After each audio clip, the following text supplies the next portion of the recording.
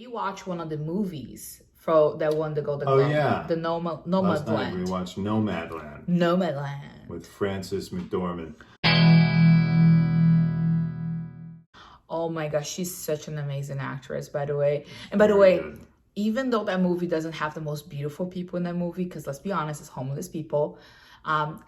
Nomads. It's a whole subculture. I gotta by the way, if it was the homeless from the nomads from LA, it would be horrible. But because they're like in the middle of the beautiful landscape of the, I don't know, Central America, or like this, like, I don't know, like they're like in like what, like Colorado, then they go to California, then they go to God knows where. Yeah. It's so beautiful. And I remember it was like every sky, every moment that camera captured in that movie, it was like breathtaking. Like the purples, the oranges, the sunset, the skies. I was every time, because I'm a painter myself, so every time I looked at it, I was just imagining myself brushing that and painting, and I was just so in love with like the, first of all, in love with the how do you say, the picture or the image of the movie, The cinematography. the cinematography. I love that. Now, spoiler alert here. Spoiler alert. If you don't want to know anything more about the plot of the movie, you can exit the video. And leave a comment down below. Yeah, but don't do it without Just do liking it. and subscribing and all that stuff. You like and subscribe, and you be part of this. Yeah, but it was a sad and scary movie. It's a scary movie because it makes you think, well, what happens if I get to that age and everything's falling apart? I'm dead. And what? Like, no, because all of them are widows up there. Oh, yeah. They're all widows. All of the characters are widows. It's a bunch of people who have chosen, some of them on purpose, some of them not by choice, but by they don't, their wives or husbands die, of all of them. Yeah, and they're all living in vans and driving across the country and taking up little odd jobs. And they're all like over 65. And it's just kind of a scary thing. And not only just for a normal person who might have their entire life fall apart and lose all their money and have to be living out of a van. And by the way, it's not to take away from people who want to do that. No, I know. You want to see the country. I get it. It's probably freeing and all that kind of stuff. But it's not like those cute couples. Like there's a new thing like now on YouTube. It's called like Life in a Van, but he's just like a hipster guy and a kind of girl that like just wants to travel. They are together. This is not glamping. This is not like a cute couple that has money that mom and daddy can wire their money anytime, and they're just like traveling America and taking selfies like in Colorado or near the lake or wearing bikini in the snow, and the guy's they're working out in the woods, and they have like a weird cute puppy. You know, this is not it. This is like suffering. This is people that are in the midst of nowhere in a horrible winter, going to have to poop and pee in a bucket. And if you order food, don't eat while you're watching that thing, because I was eating, and then the actress pulled out this bucket thing, and she was feeling a little sick because I don't know, and she sits down and she takes a giant dump while I was trying to take a bite of my food, and I was hearing like, and I was just looking at Dante. Dante was in the kitchen. I don't know what you're doing. I think you're picking up more salad. And I was just looking at him, and I was just like, he looked at me, and I was just like, oh my god. I was just like, oh my god, I can't see this. I was wondering. I was like, oh god, oh my god. I was wondering during that scene, because you know it's a very stark. It's not like explicit, but you see her pull her pants down and she's sitting on the bucket. It's very straightforward. Maybe she just wanted to take a shit. I was sitting there thinking, I wonder if Frances McDormand took a laxative. Man, they got to give me an Oscar for this. I'm shitting in a bucket on camera, and I'm like 55 years old. Like, this is so honest and real. Oh my god! They got to give me an Oscar for this. I was like, oh my god, I can't believe sorry to get shit. And it was multiple people. There's a lot of shit talk, and they're talking like, if you live in a Prius, you shit in a small. And they talk about the buckets, and then no one has dentists there for some reason. Everybody has ugly teeth. They don't brush their teeth. Yeah. Well, nobody puts Botox. But that's part of the big problem.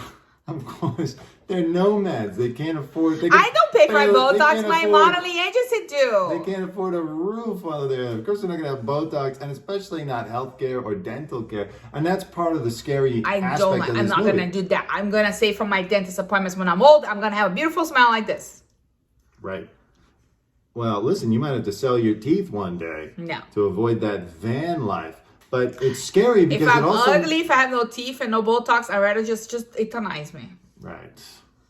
It's scary because it's also I'm joking. Of what the future haters, could be. I'm joking, okay? Right. It's also a vision of the future that is coming as for the mid-America and artificial intelligence technology just puts millions of people out of the workforce. Because and I think it's going to happen very quickly. And you have all these unskilled or not unskilled, but untechnical workers who aren't going to like work in software or something. These are people who are necessary, who do keep things clean, who keep things running on time, who keep things delivered, blah, blah, blah.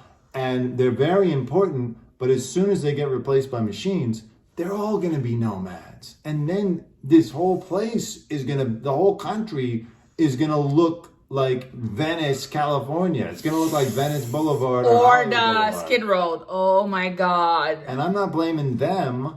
I think that as a society, of course, we need to figure out some way to stem the bleeding of these type of jobs. But I don't want to get into all the I don't want to get into that kind of discussion because there are people who are much more qualified to discuss that, and it'll just get boring. But I agree with that. I think should see the I agree. I think it's a very good point, and I think you should see to understand America right now. You drive through LA, the homeless issue is huge. But like I said, homeless people in LA don't even have Botox.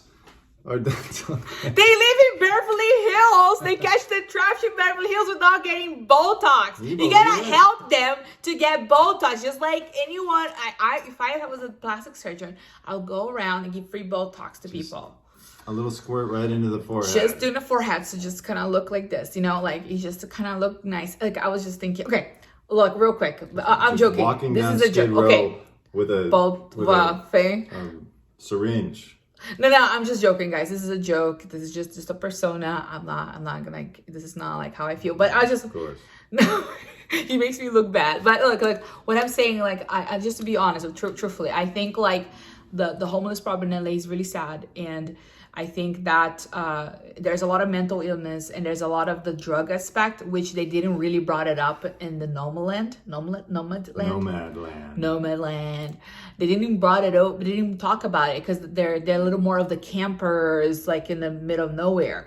The ones that we have here in LA, it's substance, it's mental problems, it's people that have PTSD. Oh, actually, there was one guy PTSD, but most of the people here have like substance issues, and it's like really sad. Like, what are we doing for our veterans? What are we doing for those women that are here and they work so hard as teachers or whatever they worked, and now they just don't have jobs and they have substance problems? How about put them in some type of like facility to help them to get jobs again? Some of these people are just normal people that got lost in drugs. Had the rug pulled out from under them. And they decide to go to drugs. They're older, and it's like people don't want to hire older people. Companies don't want to hire older people that much. They want to hire young people. There's always an age bias. Even outside of Hollywood, in the entire world of industry, there's an age bias, and it trends towards young people. So it's very scary.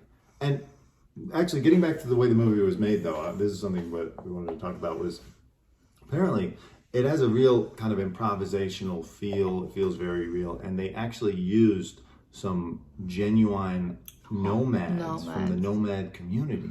I love the saying nomad. The film. The van people. Yeah. And nomad. I guess the director would kind of like find them ahead, like a couple days ahead of time. She would review videos of different nomads and be like, okay, we'll use that one in the movie. We'll use that one. And they kind of settled on a few main characters, and she would rewrite the script around that. But I was reading on the IMDb trivia that one of the main guys who looks like Santa Claus, there's a scene where he's telling, Frances McDormand's character is telling him about her husband who died and how, she had to leave that behind, and maybe she was living too much in the past, and it was very emotional, blah, blah, blah. And then the Santa Claus guy tells her a story about how his son committed suicide like 5 years earlier, and he's tearing up, and it's a very sad story. He's trying to relate to her, blah, blah, blah. So I'm reading the trivia, and it says that, afterwards, he apparently, and a lot of the nomads didn't know Frances McDormand was a famous movie actress. So afterwards, thank you for trying to make that yawn look like you were amazed. You were shocked at that information. But anyways, afterwards, he goes up to Frances McDormand and says, hey, that was a very touching story. I'm so glad you shared that with me. Blah, blah, blah. And, he had just told the story about how his son killed himself. And then she has to say, actually, I'm an actress. My husband is alive. His name is Joel Cohen. He's one of the Cohen brothers. And I want to know, what was the Santa Claus guy's reaction to that? And did he really not know that she's an actress delivering a fake story convincingly, but a fake story, and then he's really pouring his heart out? Because that just sounds a little messed up to me. It's kind of cruel. It's super cruel. By the way, it was good. It was good. But I'm gonna say something. Compelling. Maybe the people there thought it was a documentary. Maybe they thought it's a documentary, and because she was looking kind of like a Nomadland. Yeah. She was a nomad. Of course, a disclaimer. We'd love to work with you. And any of the movies or TV shows that were nominated for Golden Globes, we're big fans, and we'd be happy to work with you. More than happy. No, but I'm saying, they didn't tell me. Imagine if the director chose to not tell him. Yeah, no, that would be that's evil. He's like, we film a documentary and we're following this woman around, and later on when everything is filmed, then she's like, okay, she's not homeless. Yeah, I mean, it's not entirely clear from what I've been reading. If anyone actually knows the answer, leave it in the comments. And Botox for the homeless. Botox for the homeless, and like and subscribe. It helps us reach dentist more appointments people. to the homeless. Helps us make better videos. Helps us feel appreciated. All right, we'll see you next time, guys. And I'm sorry if I offended anyone. I'm just joking, guys. I'm joking. This is a joke. This is a character thing. This is a satire. This is satire.